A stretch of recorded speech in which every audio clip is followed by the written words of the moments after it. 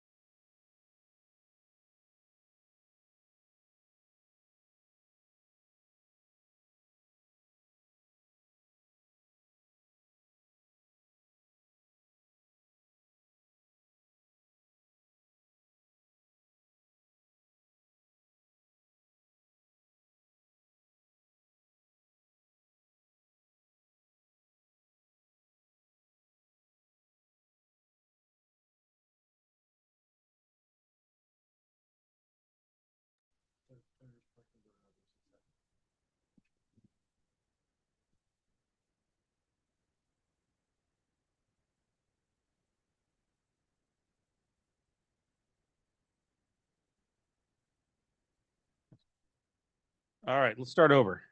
I'm going to say your jurisdiction. Let me know whether or not you're here. Goodyear. Here. Apache Junction. Avondale. Here. Buckeye. Chandler. El Mirage. Here. Great. Gilbert. Here. Glendale. Here. Litchfield Park.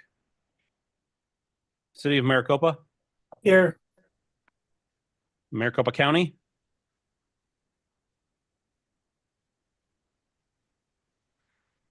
Mark? Hello. Yes. You here? I'm here. Mesa. Here. Paradise Valley. Peoria. Here. Here. Phoenix. Here.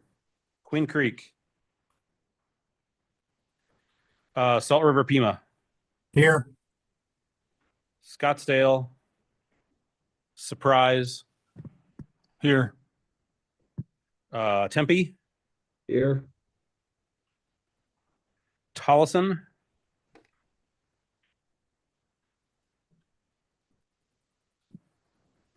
I see you, Brett. I can't hear you. All right. Brett's name is in attendance. Wickenburg was on. Maybe. Kevin Bruce. Yes, I'm here. And Youngtown. Yeah. And then non-voting Home Builders Association. Here. Mr. Chair, we do have a quorum. Thank you, Scott. Our next item is called to the audience. This is the opportunity for the public to comment on items that fall under MAG's jurisdiction that are not on the agenda. Informational items or items on the agenda for discussion and not for action. 15 minutes will be provided for the call to the audience unless the chair requests an exception to this limit. I have received no request to speak for the call to the audience. MAG also provides the opportunity for members of the public to submit written comments via the MAG website. Any comments received 2 hours prior to the meeting have been shared with committee members in advance of the meeting for consideration and will be included in the formal meeting minutes. Staff, have we received any online written comments for call to the audience? We have not. Okay. Does that mean we're done? We can move on to the next item? Yep. All right, the next item. Need you all to dig back into your memory banks for this one. Our next item is the approval of the meeting minutes. Does any member of the committee have questions?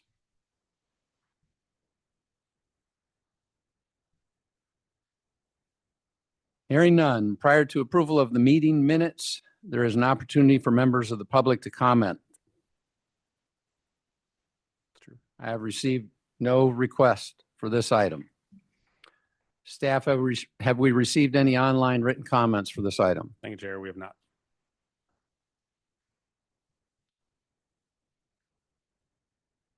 Is there a motion to approve the agenda item number 3?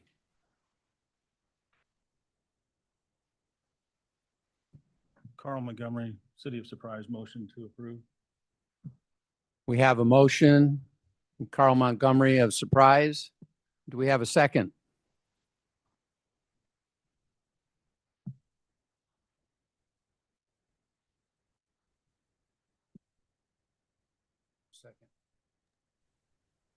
Second. Who was that? Mike B? So there's a second from Mike Baxley of Tempe. Phew, almost. We'll have those participating in the meeting online take part in a voice vote by turning on their cameras and unmuting their audio. We need to see the faces of everyone to participate in the voice vote. For those who cannot or do not want to turn on their cameras, staff will conduct a roll call vote. Staff will only call on those virtual participants who did not turn on their camera. Members, please leave your cameras on until after the roll call vote so that the staff can count the people's names whose cameras are not on. Can I have a voice vote of those in the room and those online? Those in favor say A. A. A. A. A. Those opposed say nay.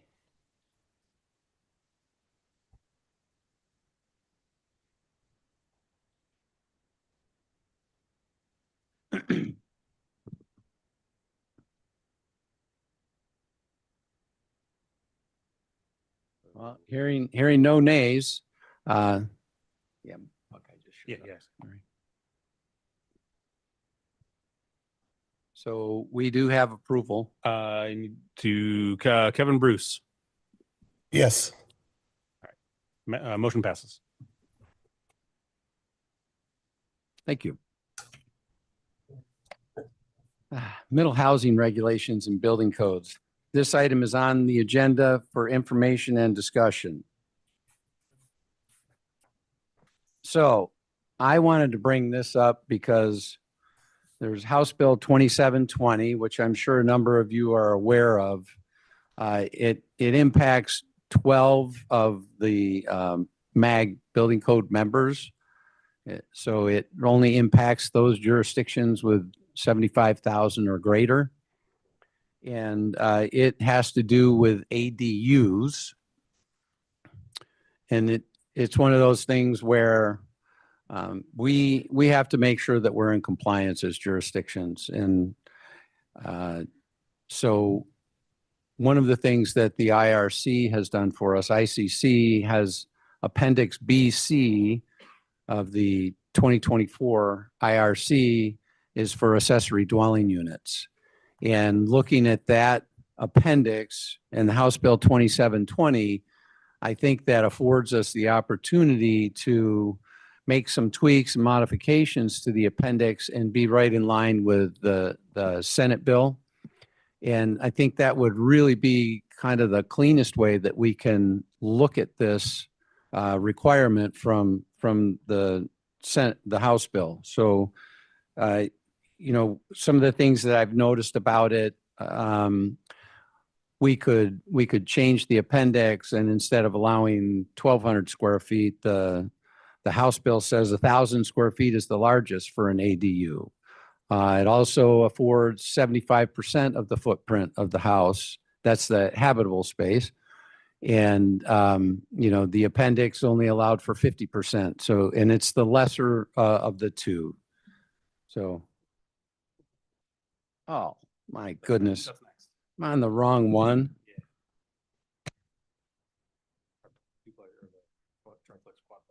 Oh. I haven't done my homework on that one, Scott. That's not the one I was intending to talk about. Great. Okay, well, so this is the other one that the legislature sent to us about the middle housing. And I'm not clear on the total requirements on that. It has to do with your established downtown area and everything within a mile of that. And it talks about the ability to build essentially a fourplex on a single residential lot. And we have to allow that, and we can't require sprinklers. I think the bill, Mr. Chair, Yeah. the past bill, and James can correct me, I think he probably knows it better than I do, says that a commercial code cannot be used to review triplexes and quadplexes. And that Right, brought up the issue. right. The exact language to that reference, Chairman, is to require any structures to comply with a commercial building code or to contain a fire sprinkler. And so I'm going to reach out to the community here on this one, because again, I was prepared to talk about the other one, not so much this one. I apologize for that. Carl was surprised? Yeah, Carl Montgomery was surprised. So, yeah, the discussion on middle housing, the House Bill 2721 on middle housing became law and Arizona Revised Statute 9-462.13 with an effective date of January 1st, 2026. So it's not in effect yet, but it's having an impact and something we need to look at. So the law requires that jurisdictions allow duplexes, townhomes, triplexes, fourplexes without applying sprinkler requirements or adherence to a commercial code. The law only applies to limited areas within a jurisdiction. As Randy pointed out, you have to figure out the business district and 20% of new developments of more than 10 contiguous acres. Many jurisdictions are working on their 2024 code adoptions and trying to reconcile this law with the 2024 code adoption. JJ with the city of Phoenix had a great idea that he shared with the group in email, suggesting using preemptive language to the IRC and IBC to comply with this law. And I just wanted to say thanks to JJ for doing that and for sharing his idea. I thought the preemptive language was a great idea, and it motivated me to examine the issue and see how our jurisdiction may be able to apply the preemptive language to our code amendment. So the two amendments that I sent over to Scott are initial thoughts on what may work for our jurisdiction. Not sure that it can work for other jurisdictions, but I wanted to just put that up there and open it up for discussion based on the two code amendments to the IRC. And Those are just included as attachment 1 in the packet. attachment 1 in the packet. So we didn't want to, if you can see that, we didn't want to completely strike the language for sprinklers as it related to townhomes. So we wanted to put the preemptive language there. We didn't want to completely strike the sprinkler requirement for townhomes, only preemptively. And then the second area was that we thought that allowing triplexes and fourplexes only in the preempted areas to be built under the IRC two-family dwelling section of the code. So under the two-family dwelling section, we added the preemptive language to that section. And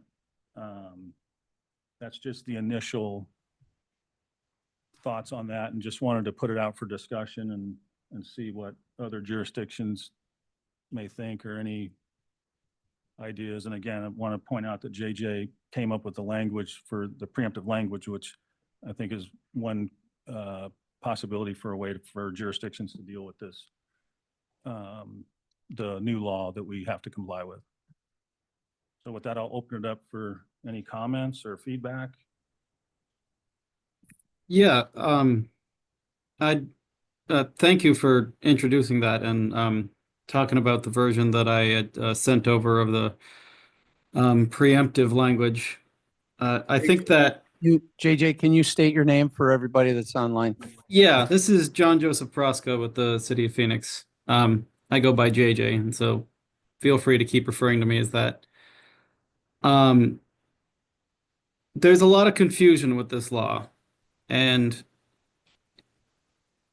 it's written very poorly. And that is why the preemptive language is the approach that we decided to take here in Phoenix, because this law probably has to be clarified by the legislature still. There's a section A that talks about when the law goes into effect. But there's a section B and a section C and a section D that don't have that date of when the law goes into effect. So is the date just applicable to A? I don't know. A is also the only section that talks about the areas in a jurisdiction that it would apply to. Is that only applicable to section A? I don't know. A commercial code, we've had discussions about that before, but the International Building Code contains both commercial provisions and residential provisions. Is that what they intended by saying commercial code? I don't know. Would it then be that you have to allow all of these everywhere in the jurisdiction to not have sprinklers? I don't know. To not comply with the International Building Code? I don't know. There's a lot that needs clarifying, and that's why we were proposing going with the preemptive language. So I just think there's so much that's so poorly written by the state legislature in this law that it's hard to know how to comply with it.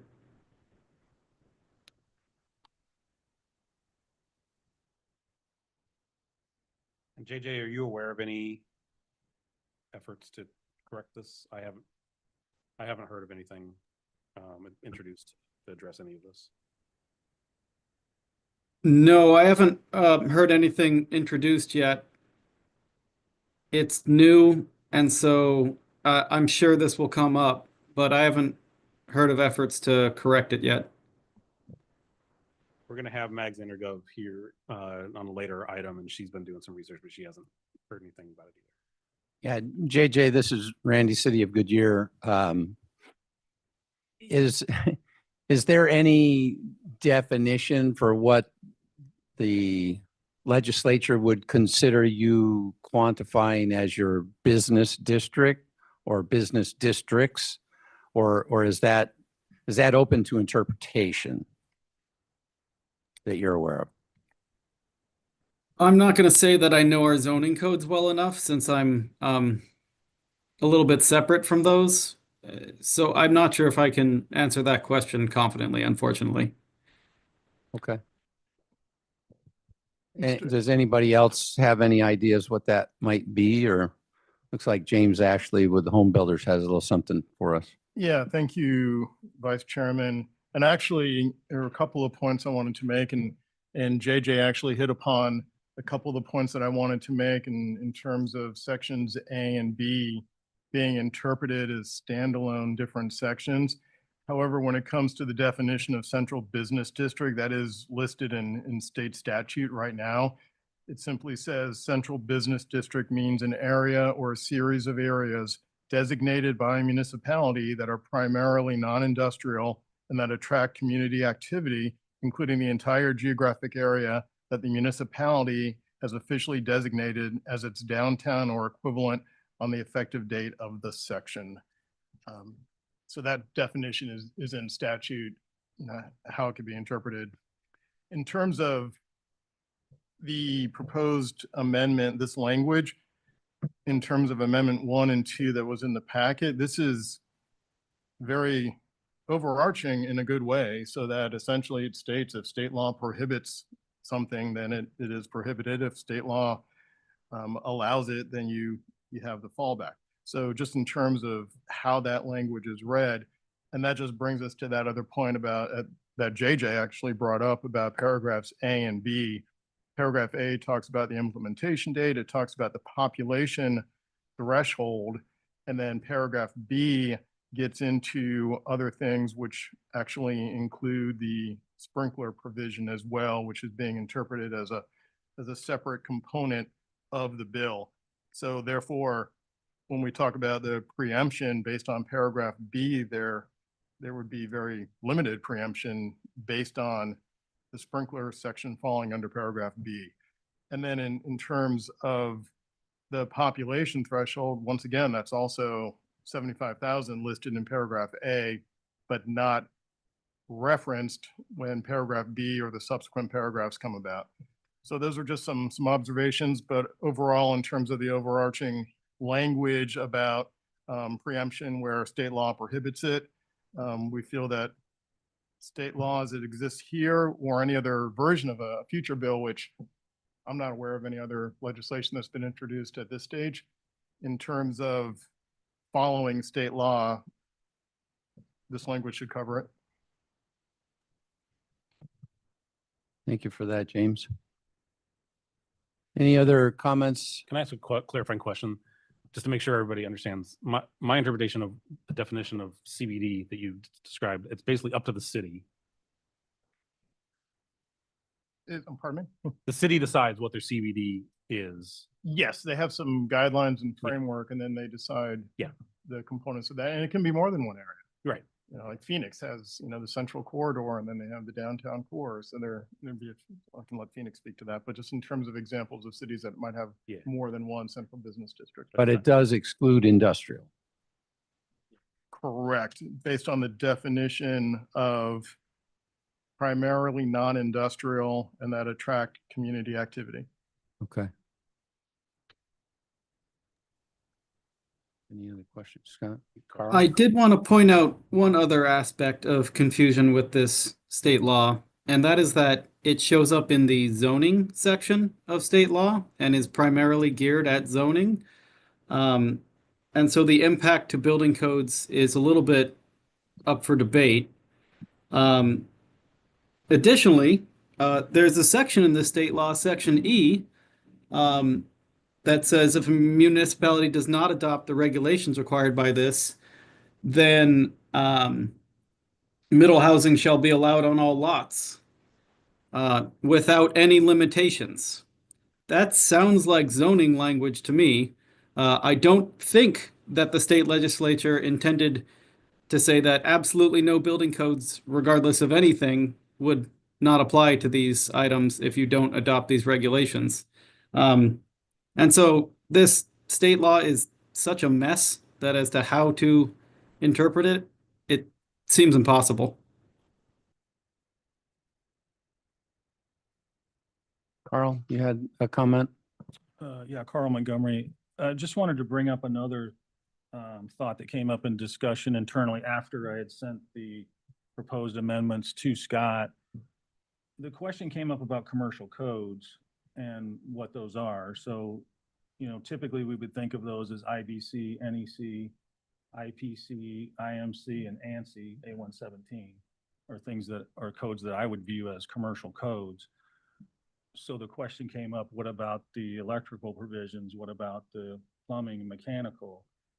And so after that, we thought about the scoping language in the IRC and amending the scoping language to also provide the preemptive language for triplexes and fourplexes to that scoping provision. So basically, I think essentially what the state law is asking is that in the certain areas where preempted, we allow these to be built under the IRC, which is, we wouldn't consider that to be a commercial code typically. And so it occurred to me after that discussion internally in our city that we may have to amend the scoping provision, which is R101.2. So what I would like to propose is I'll send that to Scott tomorrow, send him that updated amendment. So there'd be a total of 3 amendments that would allow this, where preempted by state law, would allow the triplexes and fourplexes to be built under the IRC. I don't know if anybody has any comments on that. This is Stephen Dudley, City of Glendale. No, I think that's a good approach. And JJ, thank you for the proposed amendment. I think that's a good approach. In the wording, the language commercial building code is just terrible because really the International Building Code isn't just that. But I think it meets the intent and it's a solution that's fairly clean in terms of not imposing any, if you want to call them that, commercial requirements. I guess we'll have to change the title of the IRC too, because I think it's the code for 1 and 2 family dwellings. So I guess we're going to have to amend that too. now I'm being ornery. It says or to contain a fire sprinkler. Does that mean we're allowed to have it contain multiple fire sprinklers? Which would certainly be the intent of the IBC, R2 occupancy, but anyway, yeah, aside from the terrible language, I think that's a solution we can live with.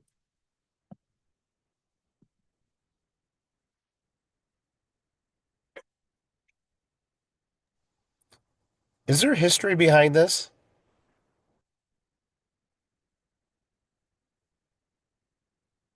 That was Kevin Bruce that asked that question. Yes, I was just curious if there was a reason why this was being introduced. Kevin, look, I don't know if anybody in the room right now has a good answer for that, but when Samantha's here in a little bit, she may be able to address that. So let's come back to that unless James has anything to add. Thank you. Not knowing, yeah, James with the Home Builders, not knowing the exact background that led to this. I know that, talking to a lot of mayors around the valley and council members, there's a desire for a lot of products that are triplexes, fourplexes, duplexes, et cetera. And I think this was a attempt by the drafters and by the sponsor to work towards accommodating that. Thank you, James. Carl, did you have something else you want to say? Yeah, I would just like to point out that, if constructed under the IBC, so townhomes and duplexes are covered in the IRC. So triplexes and fourplexes would be required to be sprinklered, but they could reduce their separation to a half hour between the units. Essentially, it's the same as the two-family dwelling provisions of the IRC, except the separation would be 1 hour since we can't require sprinklers. But the home builder, they could choose to put in sprinklers and then reduce it to a half hour. But if they didn't want to put the sprinklers, then it would be a 1 hour separation, which is the same as the IBC provisions under those sections. So just wanted to point that out. Thank you. Thank you, Carl. There any other comments online? Any more from the room? This is Stephen from City of Glendale. I guess the question I would ask, taking it out of, because from a fire separation standpoint, you're absolutely right. There's really going to be no difference. And we're wiping out the sprinklers that the IBC would have required. I guess the other part of the question I would ask is if we amend the IRC to include the triplexes and fourplexes, we're then also willing to have them designed with the prescriptive structural requirements of the IRC? Yes, that's a great point. I would agree that structurally they would be able to be built under the IRC as well. So by preempting the scoping language, I think it would take care of the structural and electrical, plumbing, mechanical, and it would take care of all those items. And just to be clear, we're doing this, to comply with the state law and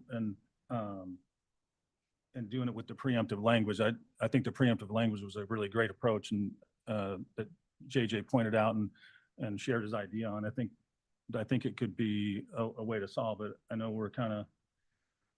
we're a little mixed feeling wise as far as how we do it, but I think it could work, and I think it's reasonable from a safety perspective. I did want to bring up one differing option. If you are going with the IRC route for the separation of triplexes and fourplexes, there is the townhome model in the IRC right now. Arguably, you can build triplexes and fourplexes as townhomes right now. And if you do not have a sprinkler and you are using a common wall separation, your fire resistance rating is actually 2 hours. Whereas if you are sprinkled, it's 1 hour. So I don't think that automatically deferring to the duplex fire separation is necessarily the only option or the correct way to go. Yeah, JJ, that's a great point, and something that I considered as well, that we could put the preemptive language in the townhome section. The the difference that I saw was under the townhomes, the 2-hour requirement without sprinklers, I believe is because based on the amount, because there's an unlimited amount of townhomes that you could build and to the 2-hour, whereas the triplex and the fourplex is limited to those numbers. And so, but you're right, it could be remedied through that code section as well. It would just be an extra hour requirement between the units. So it could be done that way as well. Just was thinking about it from the perspective of townhomes being an unlimited number. You could have 50 or 100 townhomes connected. So the 2 hours seems more justifiable. And the triplexes and fourplexes are just a little bit different. Not ideal for what we're used to, but yeah, thank you. Yeah, and this is Randy with City of Goodyear. I guess I would just add to that though, Carl, I hear your point that you can have, 100 townhomes strung together. But even in a sprinkler apartment, we have 1 hour separation. That's with sprinklers. And so we don't get any sprinklers with these things. So maybe to JJ's point, if we went with the townhome, we could at least get a 2 hour separation between these things without being way off track of what I think the Senate bill is trying to get at, or the House bill. Sure. Yeah, I agree with that. It would definitely be a higher degree of safety. However, if you were to build a triplex and a fourplex under the IBC right now, you would not have to, you wouldn't be required to provide a 2 hour separation. And that's one of the reasons why I did look at that. And one of the reasons why I was thinking the 1 hour would work because it was pretty similar to the IBC requirements and the reduction for the sprinkler to a ½ hour separation. So yeah, I appreciate the feedback and the comments. Good point. Thank you. Just have a question. James? What is the apartment multifamily provision right now when you've got units next to you, above you and below you? What's the provision for the length of? Yeah, the- you what's have, what's the time frame? you've got to have minimum hour separation. 1 hour. Yeah, Yeah, then. and those are all sprinkled. Okay.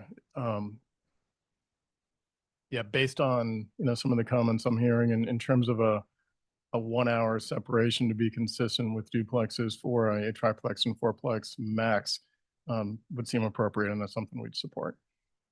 Okay. The 1 hour separation, if it's not sprinkled, and if the builder decides to add fire sprinklers, then as mentioned, the ½ hour separation. Yeah, and just real quick, and I'll get to you, Steve.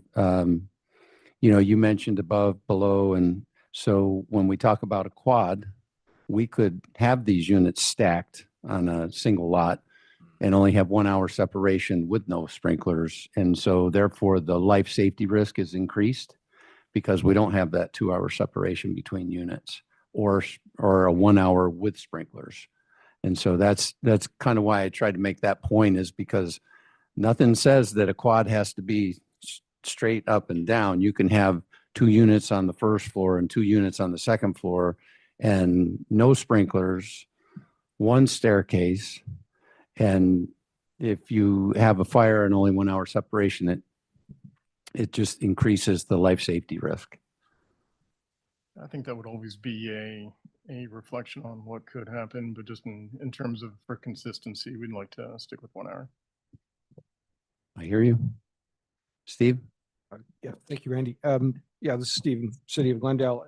Yeah, not only can that happen, the state law says that the city cannot restrict it from happening. It says that you shall not restrict middle housing types to less than 2 floors. So in fact, you can build it in 2 floors and have 2 units stacked on top of 2 units, which kind of usurps the townhouse model a little bit, right? Because we normally would assume the townhouse to extend from foundation to roof. Mhm.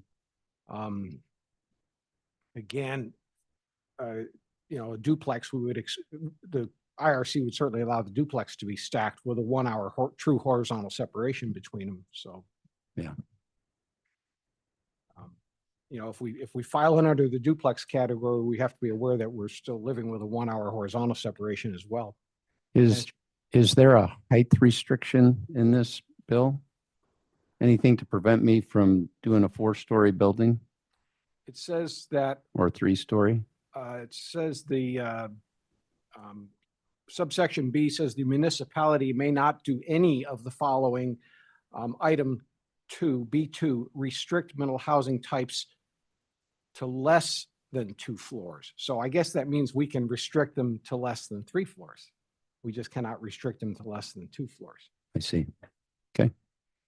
Thank you. And James, with the home builders, in terms of trying to decipher intent, I think the intent would have been for a 3-story townhouse, an individual townhouse, as opposed to a multifamily type stacked unit. Mhm.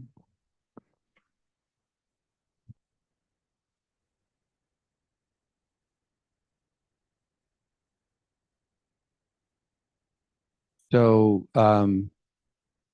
just to kind of wrap that up, I believe what I've heard is, Carl, you're going to send a little bit more information over to Scott. And then I mean, I appreciate JJ and you and those proposals.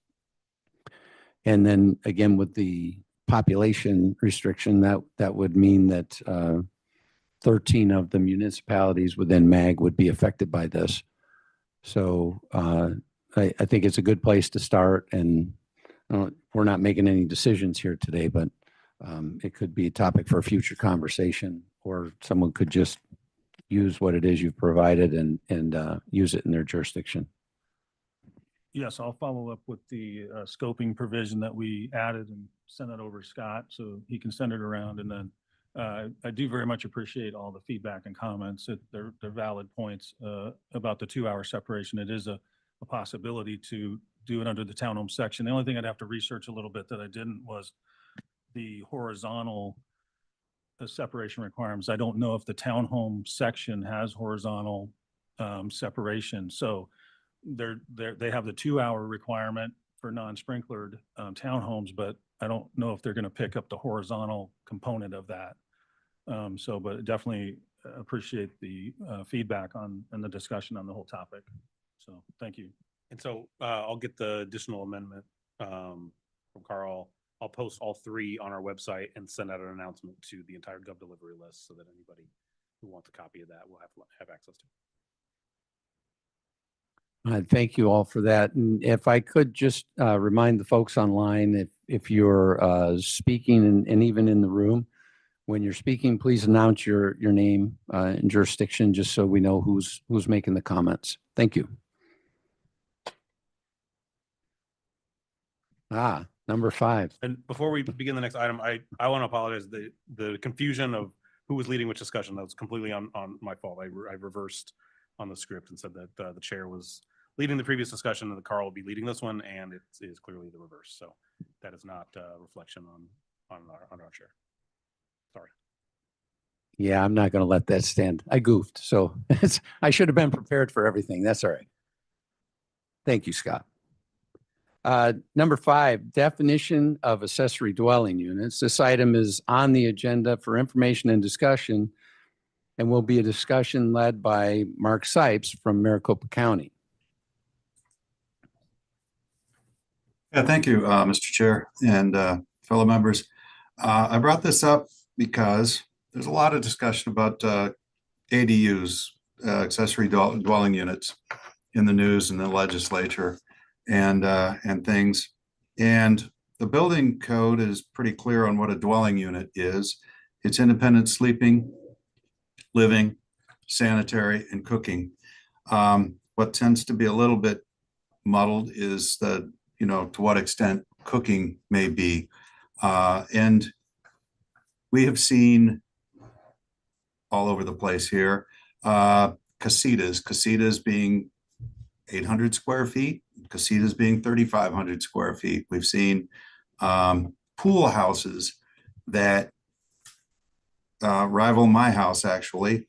They've got, it's a place for the family to get out of the pool and go cool off and, have a snack, but then they've got a bedroom, they've got the full bathroom, and they've got a refrigerator, dishwasher, kitchen sink, and not a stove.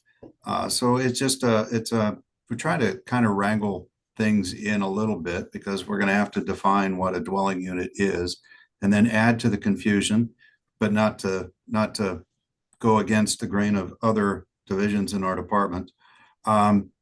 Zoning ordinances tend to have a different definition of what a dwelling is. And so I bring this up for discussion so that maybe as we're working through the adoption of the 24 codes, we can better define or be a little bit more consistent as to, you know, what constitutes cooking. I've had the pleasure in my day of living in a little apartment, and cooking was a hot plate and things. So again, I just wanted to be a little bit more consistent with everybody and get everybody's thoughts on this. So I appreciate the time and appreciate any and all feedback. And Mark had sent me some questions. Do you want me to kind of read those to kind of spur the discussion? Yes, please. Let's see. When you have a building plans that shows single family residential with a casita or mother-in-law suite, do you view those as 2 units that then require separation per the 2018 IRC standard R302.3? If it's directly connected to the main house via a hallway with a door, if there is a separate exterior entry but connected to the main house, or detached dwellings with minimum separation. And then this other, what constitutes cooking? Is it a sink, a refrigerator, dishwasher, or microwave? So Mark brought these questions to me. This might be something that I would have kind of refined and sent out to the group for everybody's feedback, but since we were about to have a meeting and we need one more item, I said, let's just have a discussion in person. Yeah, so this is Randy with the City of Goodyear. And, you know, Mark, I appreciate you bringing this up. And yeah, I too am a little troubled by the definition that they put in the House bill, because it doesn't require cooking to be an accessory dwelling unit. And when I think of accessory dwelling unit, it includes all of those things and cooking. And so you bring up a great point. You got a 3,500 square foot pool house that has all of this stuff. And according to the definition that the state provided, you can't do that unless you've got 5,500 square foot home, because they say, well, no, you couldn't even do that because you can only do 1,000 square feet for an accessory unit. So it does really muddy the water and makes it difficult on how we navigate what we're doing and what we call these structures. I would consider something a mother-in-law suite in Goodyear. We would say, no, you don't have to have separation. The only thing that would kick in is if the footprint, the livable footprint of the main house plus the livable footprint of the mother-in-law suite pushed you over 5,000 square feet and you didn't have 10 foot of separation between the two structures, then we would institute the requirement for sprinklers according to the fire code. But if it was under the 5,000 square feet, we wouldn't require any separation from that accessory building on the one lot, because it's not seen as a separate dwelling unit. It's, you know, part of the main structure. That's how we view it in Goodyear.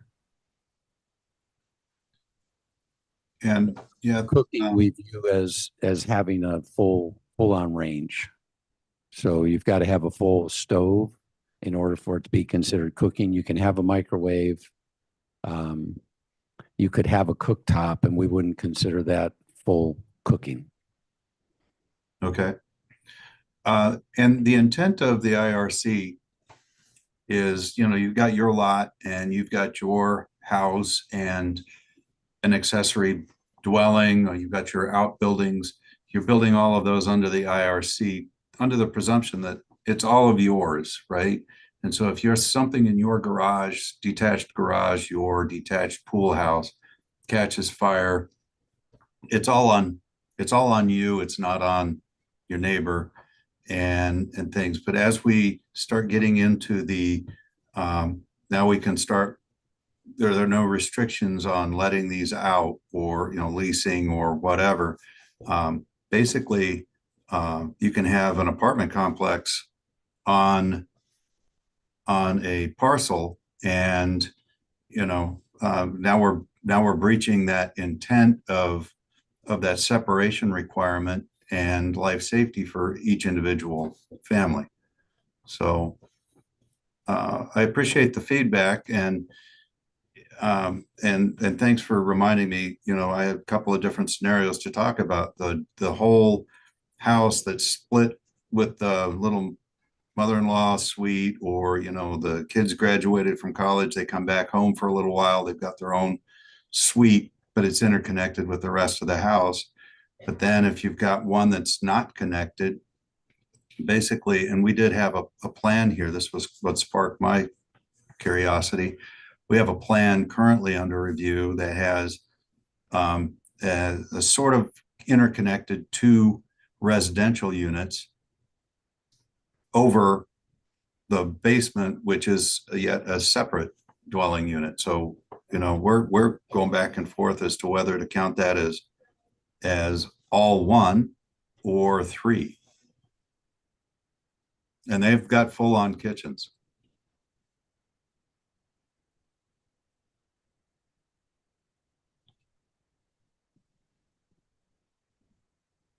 Any other thoughts from any other committee members? This is Stephen from City of Glendale. I guess I'd like to hear people's thoughts on, because the IRC as it sits, when it talks, say, for example, about duplexes, talks about dwelling units. And the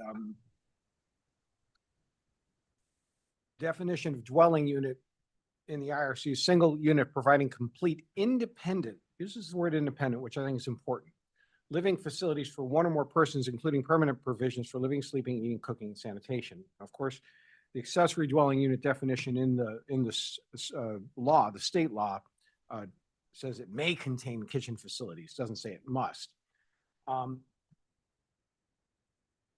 Interesting that in the IRC, the definition of dwelling, any building, and of course that's also playing into the 2024's language separating townhouses and townhouse units, right?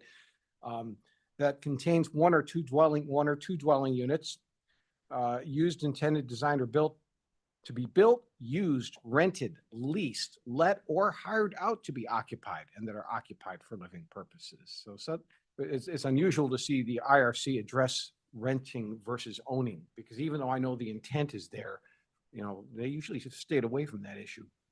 So having said that, I guess I'm interested in what people think about the Appendix BC in the 2024 code, because there suddenly the IRC differentiates, makes a difference with the term accessory dwelling unit, and places limitations on it that are similar but a little different than the state law, but then clearly goes on to not require the 1 hour separation.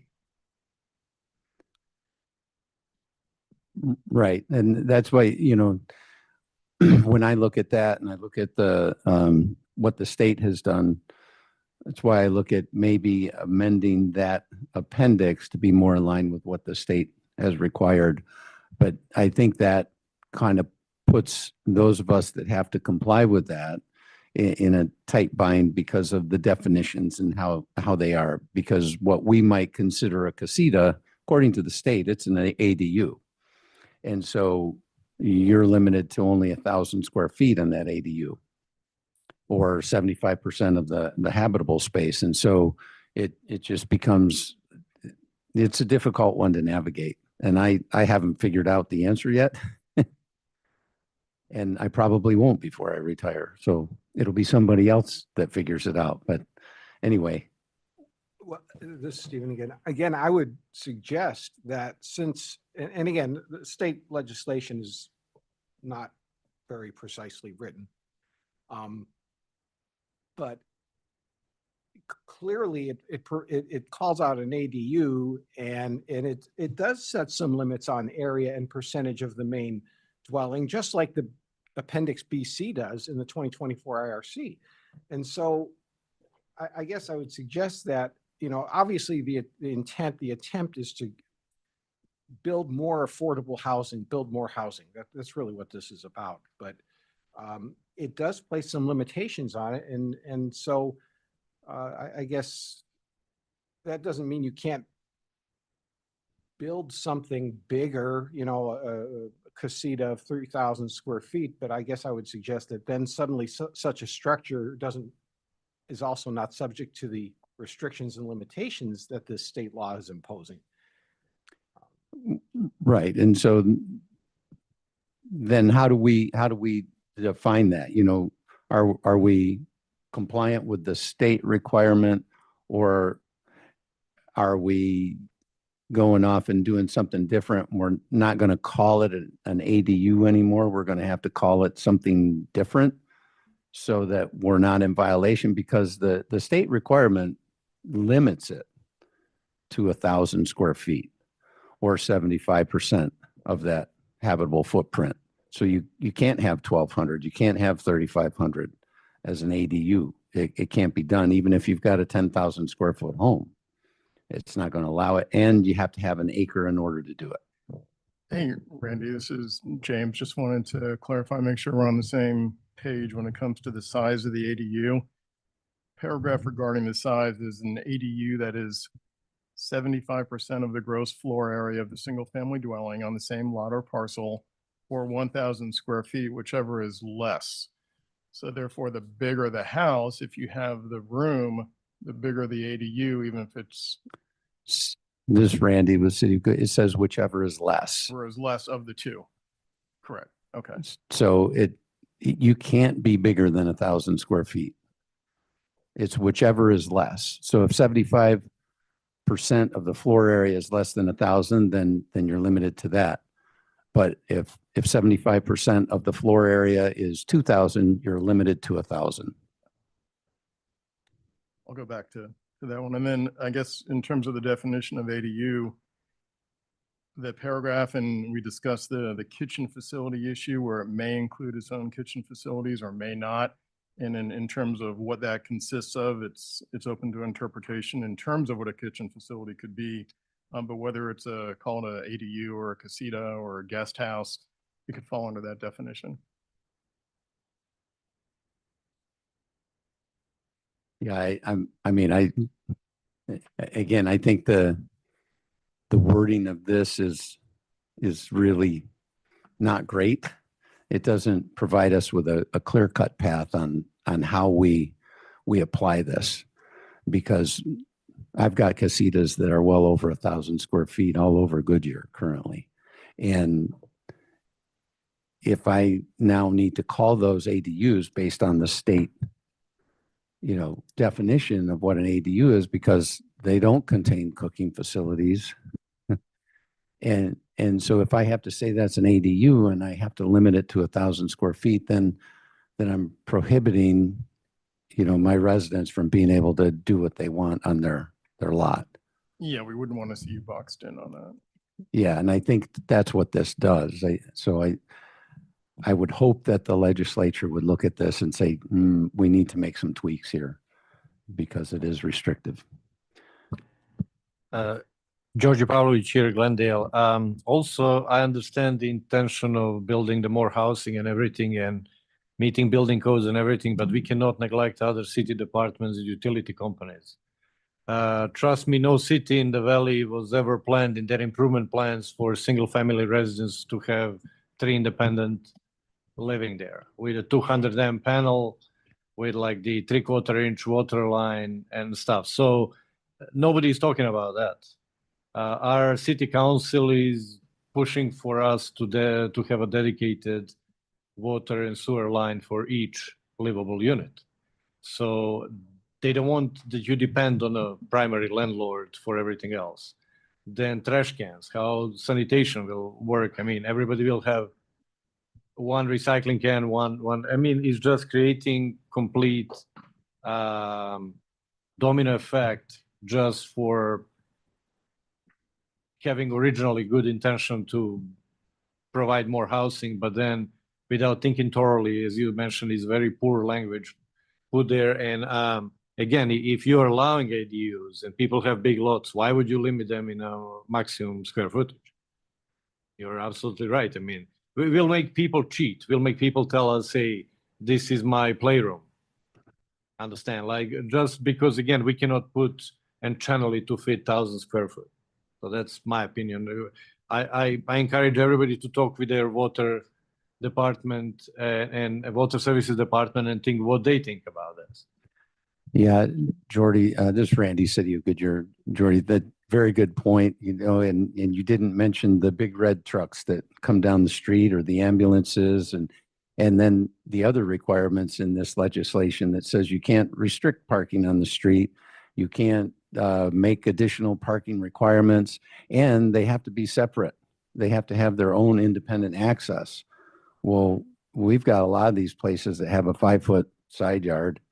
And so does that then become the primary access for the ADU that's so there's a lot of things to this that are a bit challenging. The water, the sewer, you know, maybe the sewer, it's a good thing because we've gone to all these low flow fixtures. And so this will help scour the lines more. But it does create a problem with water supply. Correct. Yeah. Just upgrading from 3/4 inch to 1 inch is significant cost Yes. in impact fees and all other fees that are included with that. And maybe 1 inch would not be enough for 3 independent living. I mean, Right. There is a lot of, and again, right away you need A1 contractor, and it can be a really from ADU that guys say like, why am I wasting all this money just to build 1,000 square foot ADU? Right. Any other comments, discussion on that?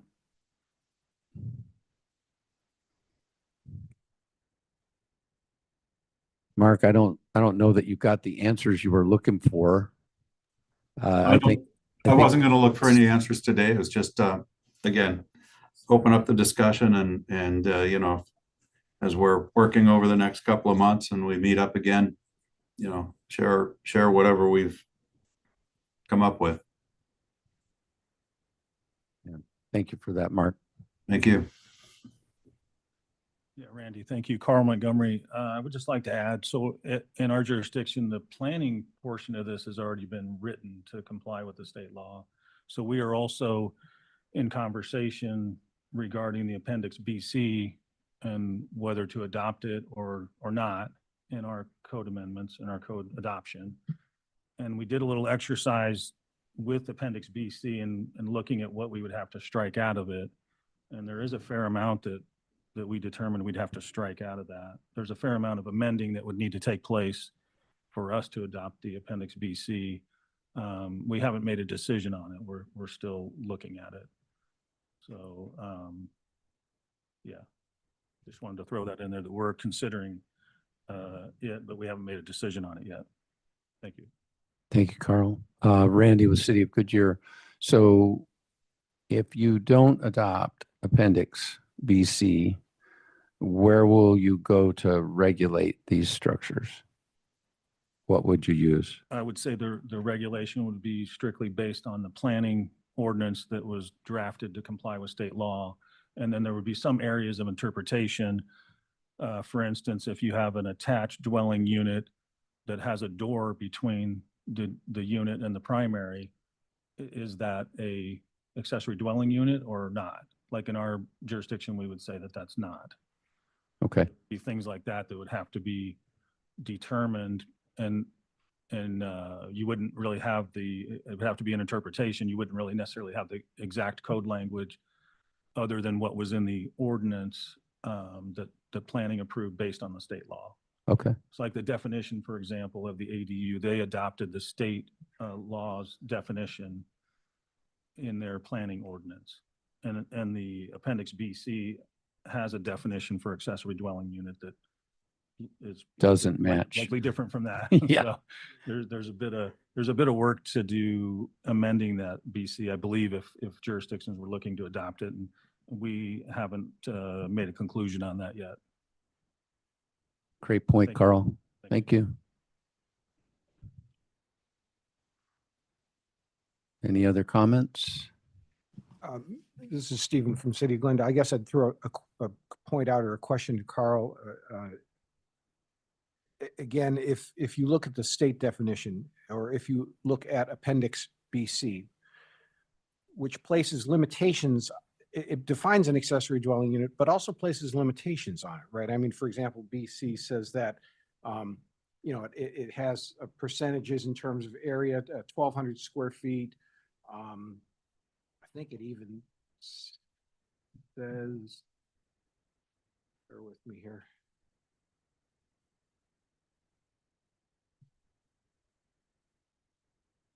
Oh, it limits it to a maximum number of 2 bedrooms. All right, so you have all these physical limitations in Appendix BC. But then it goes on to say 1 hour fire separation is not required. So again, the difference between what the code is calling accessory dwelling unit versus a dwelling unit.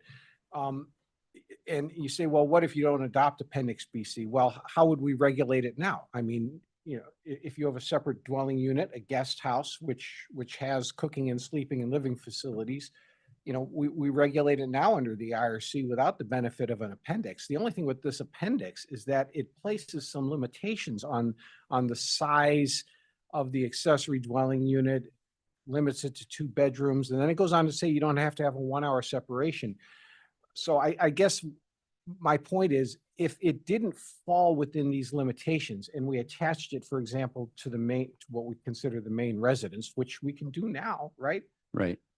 Well, then suddenly it doesn't qualify as an ADU, and we can say, yeah, you're going to provide a 1 hour separation, you know. I see that whether it's the state law or the Appendix BC, the ADU is granting some leniency, but it's also placing limitations on the size of that ADU. And to me, once you exceed that size, you're right back to where we are now. And we can require fire rated separation. You know, we can call it a duplex perhaps. So anyway, I think there's some, I think there's some discernment there between how we can define an ADU and the limitations that are going to come along with it, which the state, in fact, has started the argument on. I mean, they've done that too. Right. Yeah. Yeah, thank you for that. I appreciate that. I think that is one of the main issues is right now, if we had that situation, we're going to require 1 hour separation between the main dwelling and the accessory dwelling unit. If we adopt the Appendix BC, then you'd be able to reduce that or eliminate that essentially. That looks to be one of the main points. So, and why we're still in conversation about it, because if we don't adopt the Appendix BC, then we can require the 1 hour separation.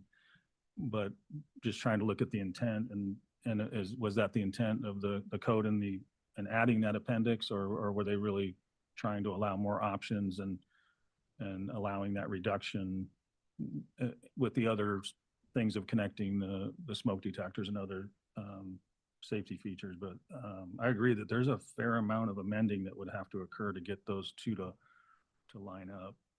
And so it's why we're still thinking it over. It's kind of a tough one.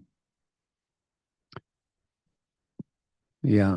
Randy, with the City of Goodyear, I think one of the points you made there is you don't have to have the separation if it's interconnected according to the state, right? You'd have to have everything. So your smoke detectors and all would have to be interconnected in order for you to not have that 1 hour separation. But if it wasn't interconnected, then you would have to have a 1 hour separation so that you would have independent smoke detection on both sides of that 1 hour. Yes, that's my understanding of the language in Appendix BC. It describes that and talks about that interconnection. Yeah. Okay. Well, that was great discussion. Yeah, definitely something that we need to continue to look at and get squared away here pretty soon, since this takes effect in January.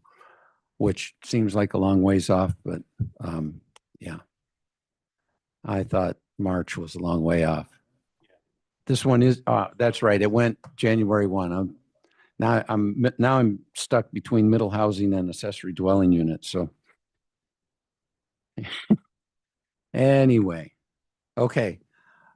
No further discussion on that. We're going to move on to the legislative update.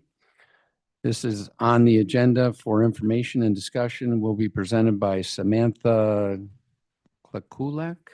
It's pretty good. Okay. Government Relations Project Manager for MAG. Samantha? Thank you. Good afternoon, members of the Building Codes Committee. My name is Samantha Klaklak. I'm the Government Relations Project Manager here at MAG. We are in the 6th week of the legislative session. Just a quick overview of kind of what that means within the timeline of the legislature.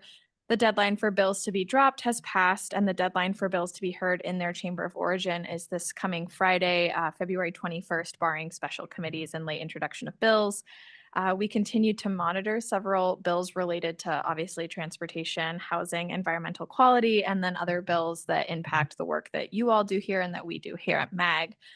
Notably for your committee today, SB 1228, Residential Development New Regulations Moratorium, which is on the agenda for today's Senate Regulatory Affairs and Government Efficiency Committee, although that was started at 8:30 this morning. And to my recollection at this point, it has not, that bill specifically has not been heard yet. There are a lot of bills going through that agenda today. This would enact a moratorium on the governing body of a municipality from adopting or enforcing new regulations, standards, stipulations, or other requirements for the development of new single-family homes until January 30th, 2028, and then it would be repealed. The bill exempts from the prohibition new regulations, standards, stipulations, and other requirements designed to protect public health and safety or reduce the cost of construction of new housing developments. My reading of the legislation is that it would not have an impact on adopting new building codes.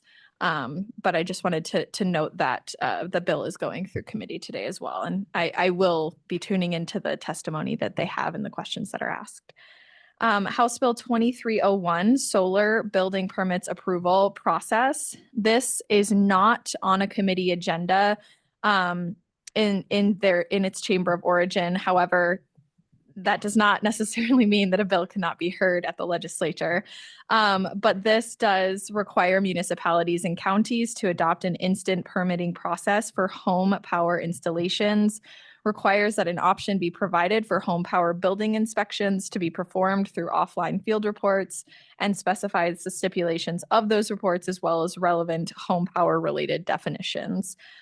This bill, like I said, has not been placed on a committee agenda yet, but I did just want to highlight it as it was brought to note to me by Scott. And so that completes what I have to talk to you all about today, but I'm happy to talk and answer any questions. Thank you. And This is Gregory from Youngtown. What was that House bill number again? Yes, hi. It was House Bill 2301, Solar Building Permits Approval Process. Thank you.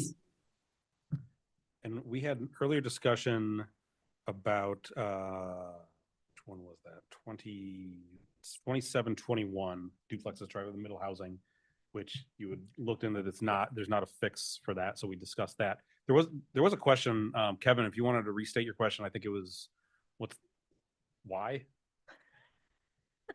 Yeah, where did this come from? Or where did the legislation come from? What's backing it? What caused it to move forward? Is that correct, Kevin?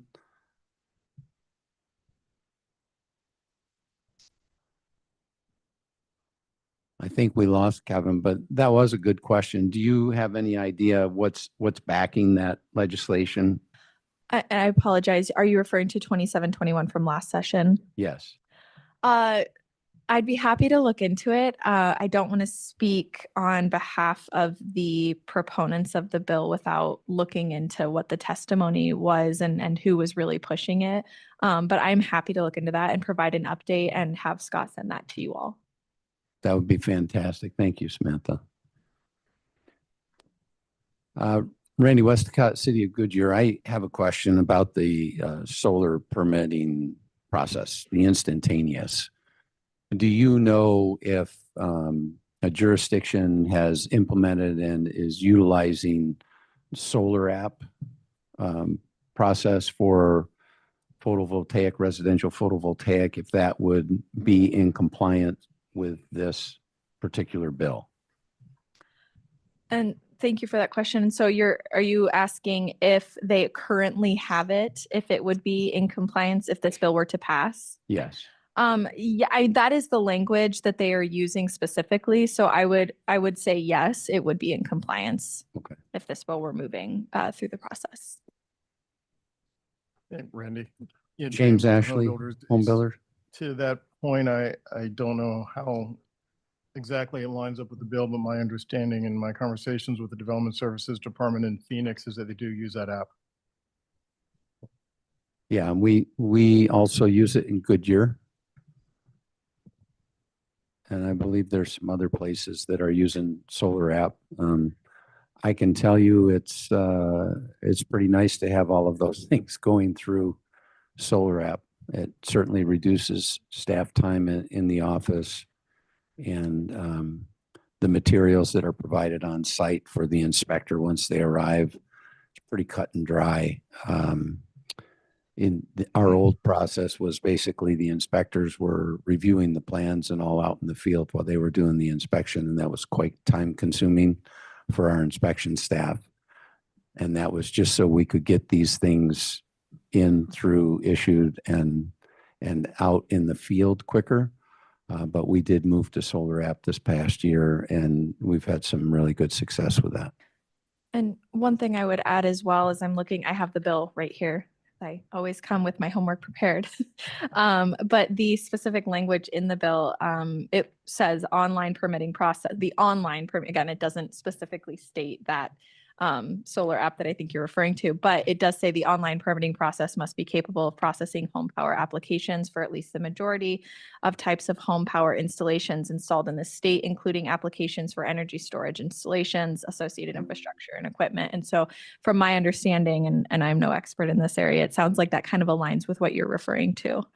Yeah, the thing that's the catcher there is the home storage, the storage stuff, because I know there's some fire departments out there that like some additional restrictions related to, battery storage, energy on site, and solar app focuses on a code compliant installation, and it doesn't take into account all the different fire departments and how they want to regulate certain things related to home energy storage.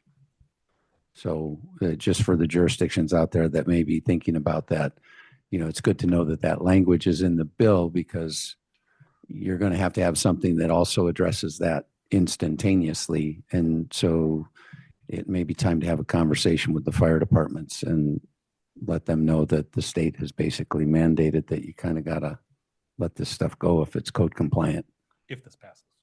if it passes. It seems This like is JJ with the, I'm sorry. This is JJ with the City of Phoenix. I haven't been too involved with tracking that bill, but I do know that we have concerns in Phoenix with it. I'm not sure if Solar App actually does the review of the energy storage portion of it. And I think this bill goes a lot further than just requiring the use of Solar App. And I think where it goes further, there's a lot of concerns with where it goes further. And just to add for the moving through the process purpose, just to clarify, this has not been heard on an agenda as of yet, and this is the last week to hear bills in their chamber of origin, and it has not moved through its original chamber in a committee, on a committee agenda yet. This is Stephen, the City of Glendale. Samantha, did you say it also had an inspection provision in it about remote inspection? Thank you. Sorry. Thank you for that question. I'm just looking through the language. So from the language that I read, is that what you're referring to? Yeah. Yes. So it's specifically stating that so the municipalities shall adopt an instant permitting process for home power installations. and shall provide an option for home power building inspections to be performed through offline field reports. And shall meaning yes. Yeah, that could raise some concerns too with solar installations. Yeah, I think there's, if I remember, there's more language in there that talks about those offline inspection. They would have to be certified a certain way in order to be able to be considered an appropriate inspection entity. So I think they did think about that and want somebody to have some credentials in order to be able to say, hey, I'm signing off on this as being code compliant.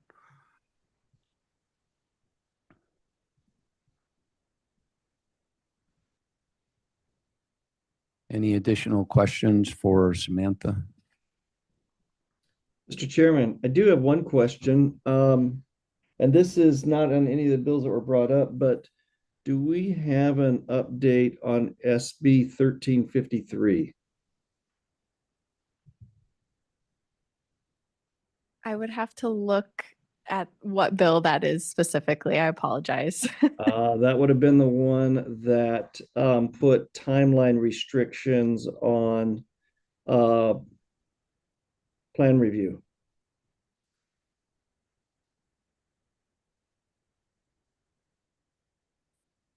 So what I can tell you off the whim is that it has passed through the Senate Regulatory Affairs and Government Efficiency Committee. I'm happy to kind of put together a little summary of the context of what the bill is doing. I apologize. I did not prepare to speak on this bill today, but I'm happy to put something together to kind of update everyone on what the bill itself is doing. Yeah, this is basically a repeat bill from previous sessions. And it seems like it's actually getting traction this time. And Mr. Chair, if I can jump in and mention this, Sam is new to MAG. She's a fantastic resource, can do all kinds of research and find out almost anything you want to know about these bills. So if you ever have any bill that you've heard anything about or hasn't even dropped yet or anything, please send it to me. I'll make sure Sam gets it and we'll get you the information you need. And so we'll get you taken care of. But yeah, anything you're remotely interested in related to this committee, let me know. Thank you for that. Samantha, thank you for your time today and the information. And we look forward to hearing back on what you Yes. have for us. Wonderful. Thank you again.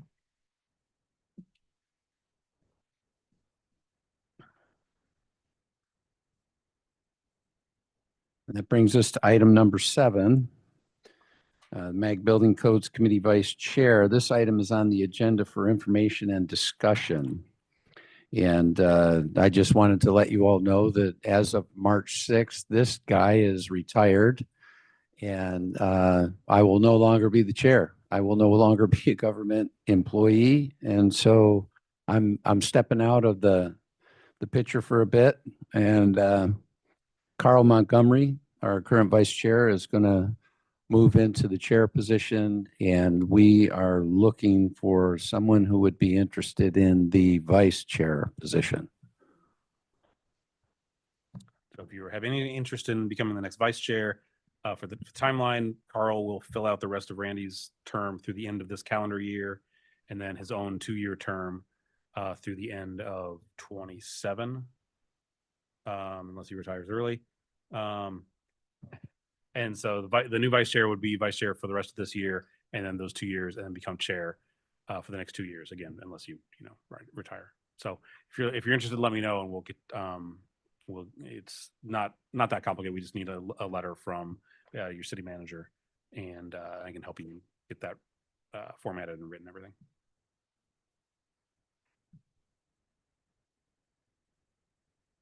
I don't hear any volunteers jumping up to the mic. They're all writing their letters right now. Oh, okay. That's what it is.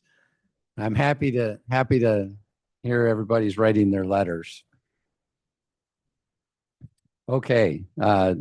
Updated MAG Building Codes Committee, item number 8. Please provide any updates to the MAG Building Codes Committee membership list to Scott Wilkin.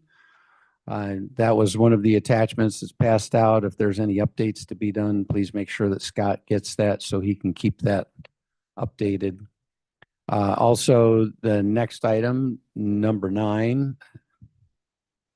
Before I move on, is there any discussion on updating the committee list? Hearing none. Okay, item 9. Update survey of code adoption. So please provide any updates to the survey of code adoption to Scott Wilkins so he can update our member list of who's on what code, who's proposing to go to what code, and what that time frame might look like for you. And then that brings us to item 10, request for future agenda items. Are there any requests from the membership for an item on a future agenda?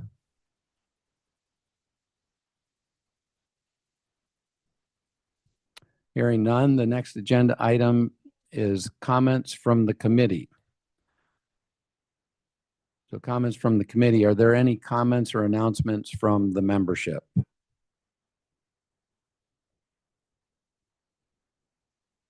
Randy Westacott, City of Goodyear. I do have an announcement. My retirement's March 6th, and I'm happy to announce that I've been able to hire my replacement already. My replacement is Cheryl Mullis. She is the building official for the City of Goodyear. So Goodyear currently has 2 building officials. One is doing all the work, and the other one is working on packing up the office. So Cheryl Mullis, she's been involved in all of this for many years. Many of you that are attending today know who Cheryl Mullis is.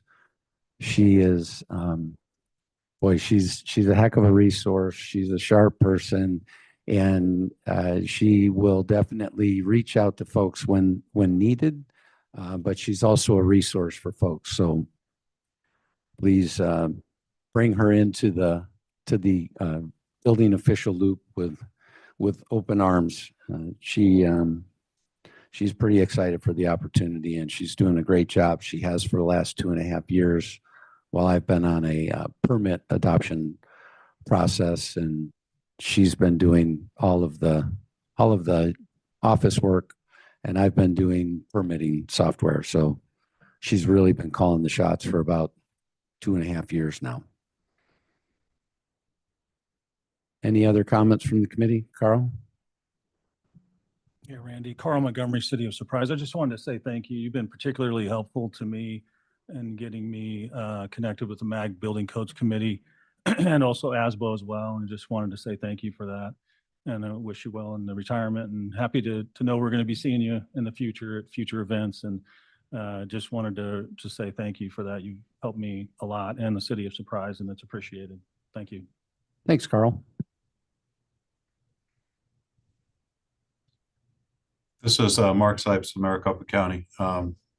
Yeah, best wishes to you. It's been good. We've worked across jurisdictions to permit something, a couple of things actually. So it's it'll be interesting to see how that all finishes out, but we look forward to it.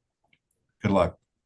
Yeah, thank you, Mark. I'm hopeful that finishes out smoothly. I think we did all that we can for that project, and hopefully it all goes well. Okay, that brings us to adjournment. So the next meeting of the Building Codes Committee is scheduled for Wednesday, March 19th, 2025 at 2 p.m. With no further business, today's meeting is adjourned. Thank you all for attending.